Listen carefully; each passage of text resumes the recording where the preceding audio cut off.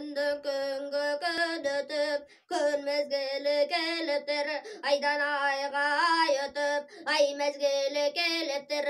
Ошол кездер манас жетиге жашы толуптур. Мунун коюлган аты чоң жүндү, болгогон жап-жаш баланын шерекенден кем билди. Бала чачургап шашкан жок, бешке чыга келгенче беренин манас баскан жок. Чакырган аты чоң жүндү менен чын манас атын кем билди.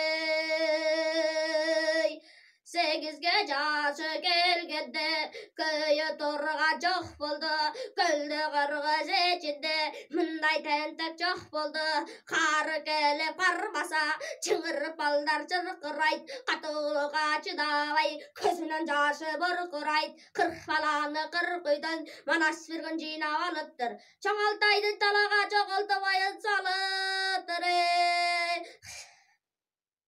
Каракытай манжундан 80 бала барыптыр. Сес көрсөтүп 40-ына сес теңдешип калыптыр. 80 бала ичинде алмактардын чоңулу арыгалары манастын жалын таргады. 80 бала оңгоду, сес кызы тала бурут деп беркилерди кордоду. Тентип келген бурут деп бул буруттун балдарын чуркуратып курут деп талайынын 40-ын качырды. Талайынын 40-ын тизеси жерге бөгүлдү. Жекелер жадып сога деп чымындай жанынан төңүлдү.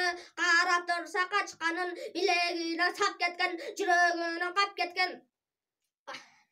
Манас карап турса качканын койлосо